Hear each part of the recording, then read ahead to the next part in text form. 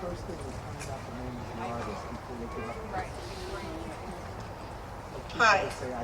I'm so thrilled that the weather is like it is tonight. Oh my. It is wonderful. So I'm Ellen Sinopoli. We are the Ellen Sinopoli Dance Company. We've been coming here for probably more than 10 years now. This begins our season every single year.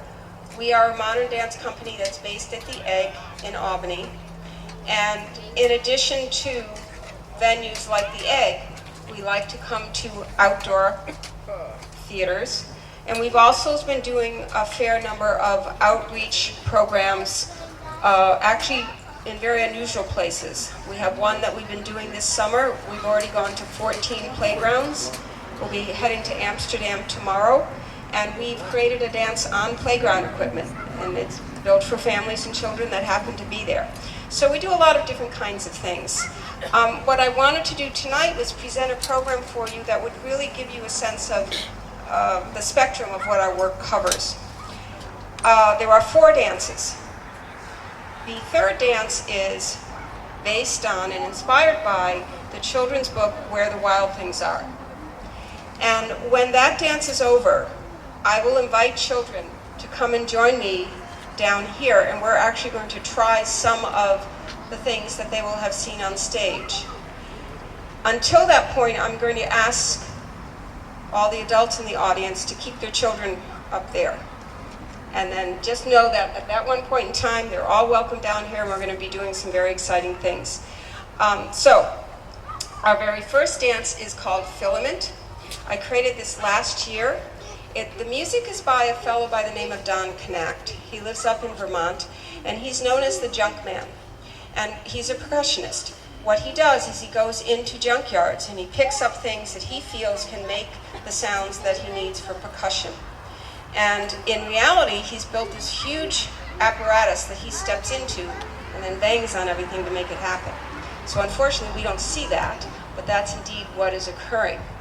And I've made a couple of dances to his music. This is the newest one, and it is called Filament. Filament is, if you look at light bulbs, not the LEDs and not the fluorescents, but if you look in the incandescent light bulbs, you'll see little filament inside of it. And I was interested in the electricity that flows through and the way they thread through and that type of thing. So there is no story to this dance. It's just based on the energy of the music and some of that imagery that I had in my head. So that's all you need to think about for this particular dance. It's about 10.5 minutes long, and we'll be ready to go in a second.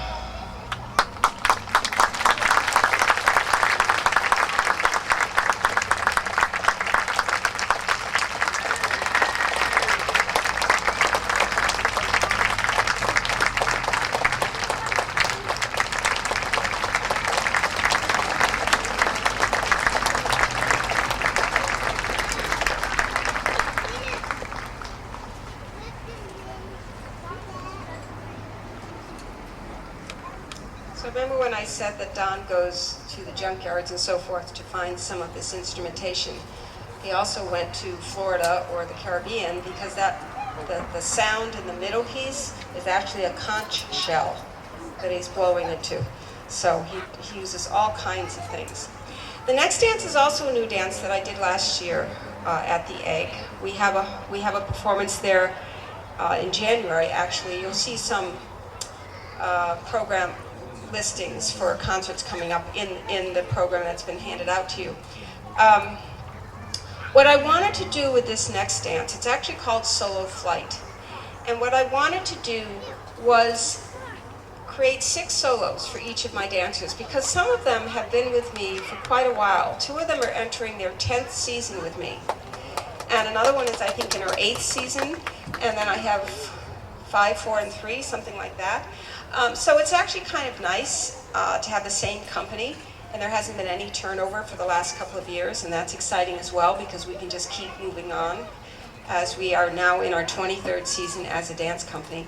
So anyway, I wanted to make 6 solos that I feel like I know the personalities of my dancers pretty well at this point in time. I know what the kinds of things they like to do, the kinds of things that excite them as a dancer. And so I tried to create 6 solos that would indeed represent the personality and the artistry or the artistic depth of each dancer. So you can sort of try to figure out what it was I was trying to say about each dancer. Remember, there's 6 of them in here. All right, so enjoy Solo Flight.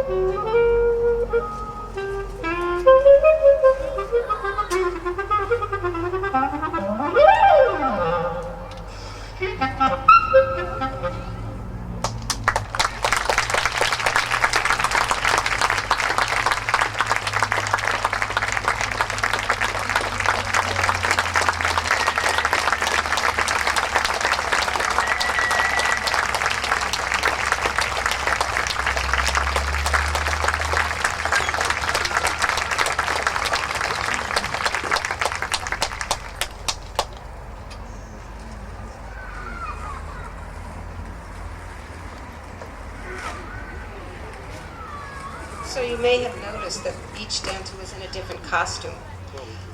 One of the things I let them do is go into our costume room and choose their favorite costume to wear.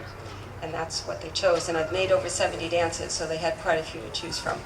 But that's why they are all in different colors and so forth and designs. The next dance that we're going to do is called The Amazing Adventures of Max. This is based on Where the Wild Things Are by Maurice Sendak. We were commissioned by the Alana Partnership in Hudson, New York last year to create a program called If Books Could Dance. And we were asked to create dances inspired by 3 books, 3 authors. One of them was Maurice Sendak. So we would like to do that for you today. And as I said, when the dance is over, we're going to invite the children to come down and actually try some of the things that they had just seen on stage. So that'll be their time to do that. I do want to make a couple of announcements if you have a program. Even though we try to be very correct about what we put in programs, 2 things have changed already. So if you're looking at your program, we were scheduled to perform at the Kotzebue International Dance Center down in Tivoli, New York on November 2nd, and now we're going on October 12th. So that was a change that happened on Friday. So obviously we couldn't make that go into the program.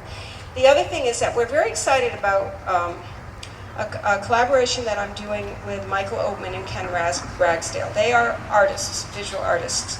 Michael Oatman is especially noted for his installations that he creates. He has works at Mass MoCA. I think he's got one at the airport right now, the Albany International Airport. But the Opalka Gallery on the Sage College's campus in Albany asked Michael and Ken to create an installation that will be up for the entire semester. It opens, I believe, September 6th. And we were approached to create a performance within this installation. So we're very excited about that. His installation and Ken's installation is based on the Armory show that occurred in 1913 at the Armory in New York City, which was a seminal exhibition at that point in time. And he's creating something in relationship to that. He's also putting some of my dancers in photo and in video in relationship to this this exhibit. So what I noticed was that, and this was my error, on November 24th, which is a Sunday, oh no, wait a minute, maybe this is now correct. November 24th is a Sunday, that's at 7 p.m., and December 6th is a Friday, that's 4 p.m. That's correct. Sorry. I sent out a press release that had it backwards, so I had to send it out all over again. So anyway, that's all I wanted to tell you about that. But do take a look at our performances. We also we haven't heard back yet, but we tend to be up at Saratoga First Night on December 31st every year. So we're hoping that we'll be doing that again. And I believe my Wild Things are ready. Okay?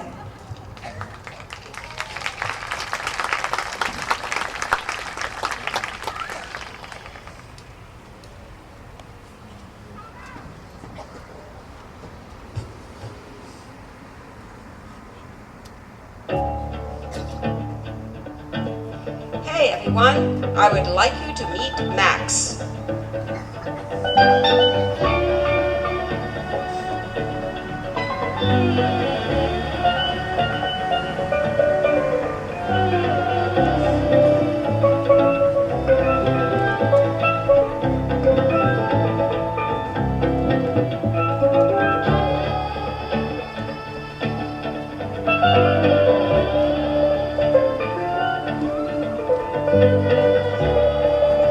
Max has this amazing room in his house.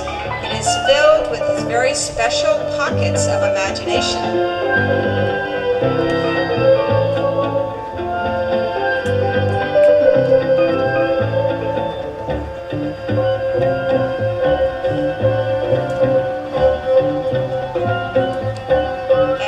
Pockets of imagination take Max on the most amazing adventures.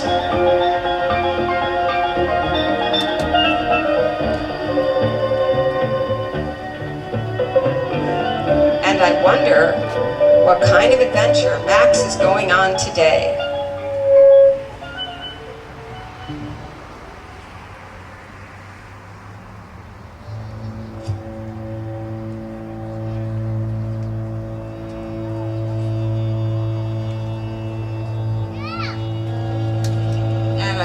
What is happening?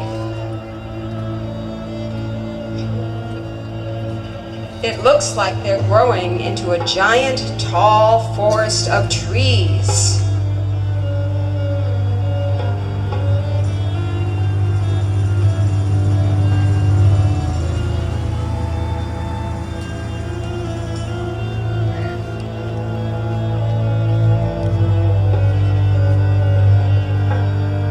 The forest is growing right through the roof and up to the sky, and Max climbs the trees higher and higher.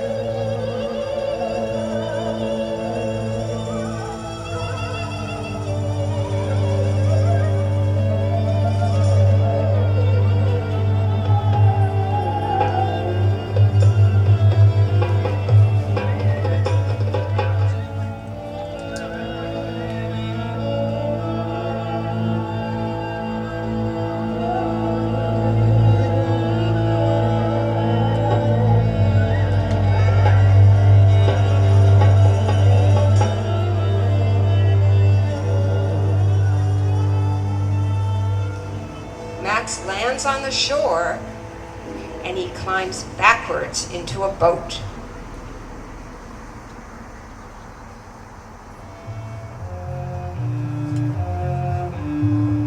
And his voyage begins.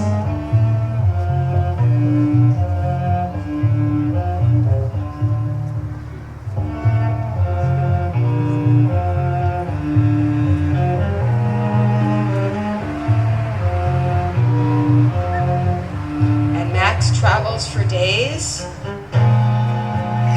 he travels for weeks, he travels for years.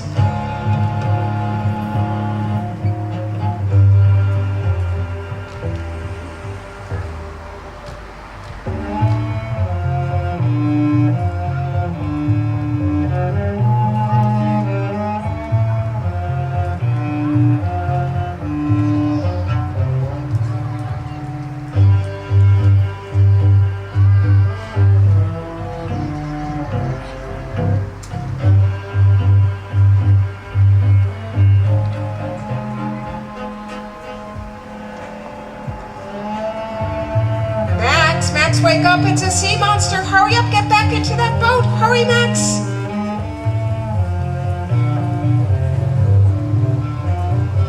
Back in the boat, the wind gets stronger and stronger.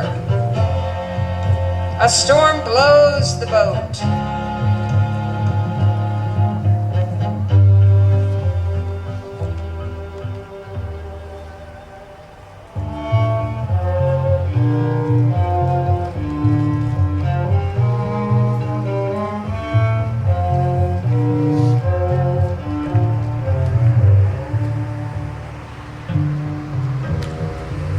Max finds himself on the shore.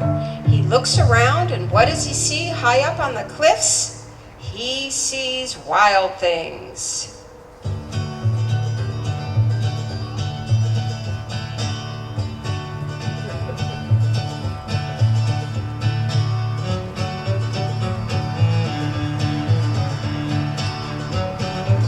But Max is not afraid. He has a magic trick.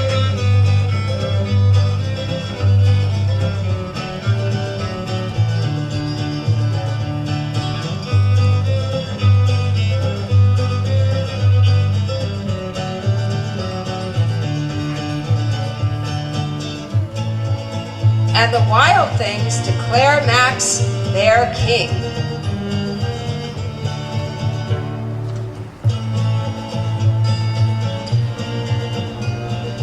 And Max says, "Let the wild rumpus begin."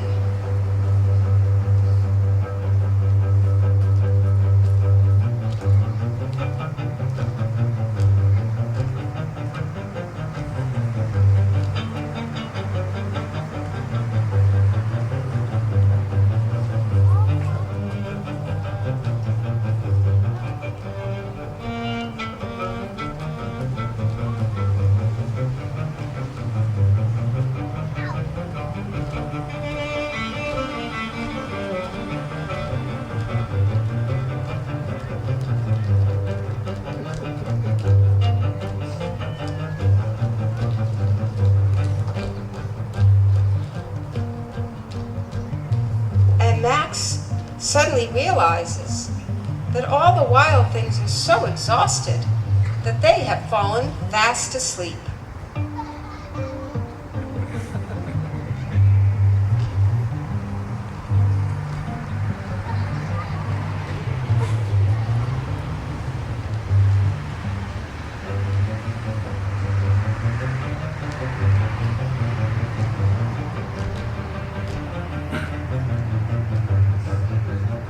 And Max looks around and he begins to think.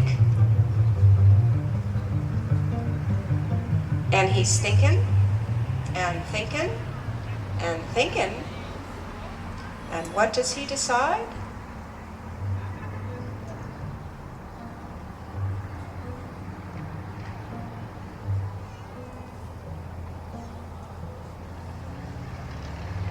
He decides it's time to go home.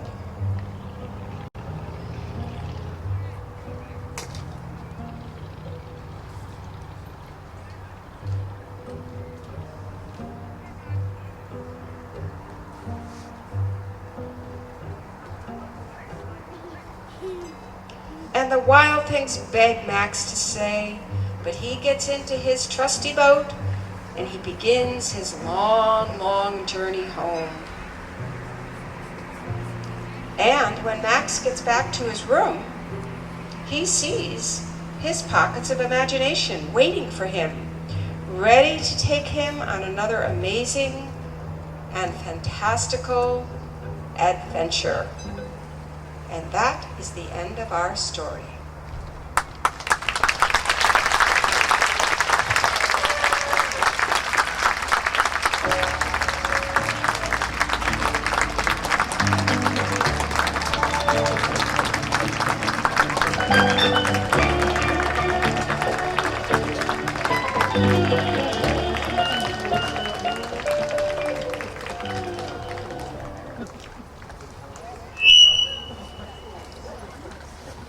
Okay, so what I did want to say that if you'll notice on September 21st, we're going up to Hubbard Hall in Cambridge, and we will do the entire If Books Could Dance with live music, so that's even more fun.